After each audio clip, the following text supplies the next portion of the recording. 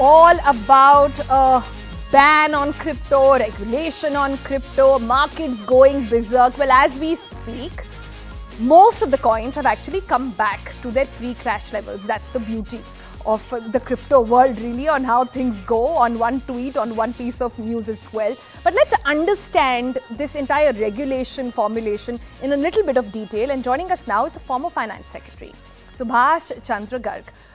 Hello, Mr. Garg. Welcome. Just want to get your thoughts on how did you think the last week entirely went. I've been reading your views on what you think crypto, and I say crypto, not cryptocurrency for a reason here, is going, what the future really entails, and how do you think this negotiation currently on between the government and stakeholders is likely to go? See, this is an absolutely new, innovative, fantastic innovation which is coming into the world.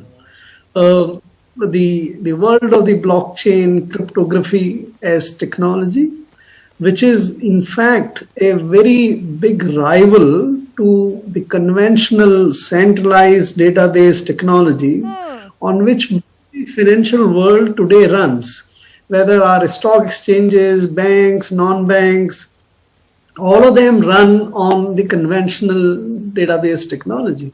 And here comes the rival technology which can upstage this, can sort of run for the money. So decentralized finance. Mr. Garg, why do you call it a rival? Sorry, I'm butting in. I'm very curious. Why do you think it's a rival?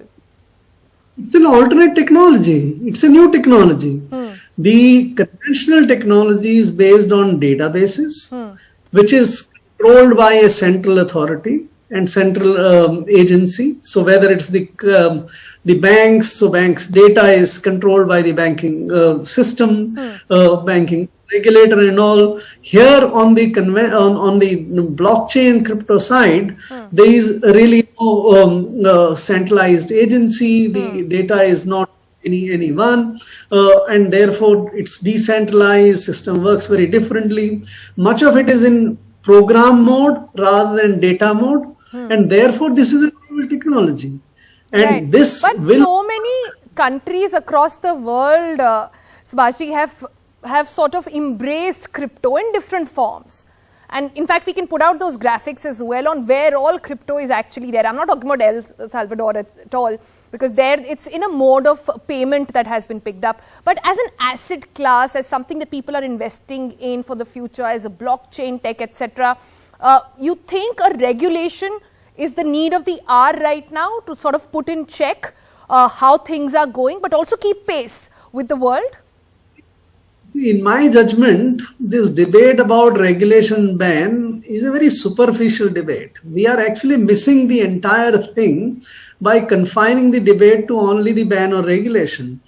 You said right now, which is a fact, that this technology has permeated in all parts of the world. It is doing wonders. It's doing so many things. Bitcoin came as a currency, but now we have several stable coins which are virtually making the remittances, the payment system in the international sense, whether it's USDT or something else. Assets are getting created. You mentioned about NFTs and all. A lot of services are getting created, music, Ripple, and many things. So it's not a simple phenomenon of currency. Unfortunately, it came as a currency. It also has a very unique feature where everything, what we do in the financial system, whether it's capital, whether it's product, whether it's services, whether it's the pricing, all get enmeshed into that platform currency. So every crypto. You know, the last time the government actually sat on this, or should we say a parliamentary panel sat out on this, I really like the outcome of that. They said that you cannot ban crypto, but you got to regulate it. That was their initial opinion after presentations were made by several IITNs and several stakeholders to make our politicians, first of all, understand what is crypto, right? So, how do you look at that conclusion being drawn by the parliamentary panel? Let us divide into three broad buckets of it. One is the technology, right?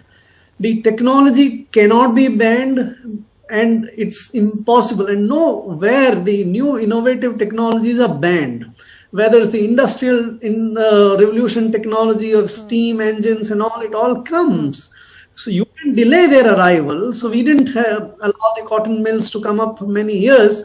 But you can't ban it. It has to, because this is more competitive and also. One is the technology aspect.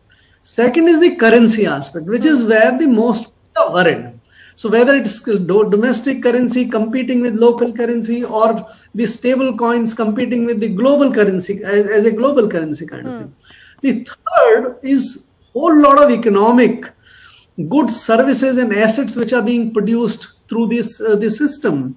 So I think when we think about how do we deal with it, we will need to figure out that we don't do anything to the technological aspect, any harm to the technology.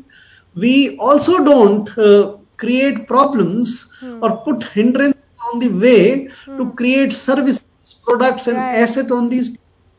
It's only the currency aspect which is where the problem is. Currency is exclusive sovereign. Currency cannot be issued, managed by. If you are able to issue currency, you can flood the world with private currency, and then the currency will lose its own value. Subhashji, I have to say you've explained that really beautifully. And understanding the entire cryptocurrency or the crypto world in these three buckets actually makes a lot of sense. And I really hope a lot of stakeholders here are listening in as well. Thank you so much for putting it out and breaking down in such simple words for people to understand. Thanks so much for your time, sir.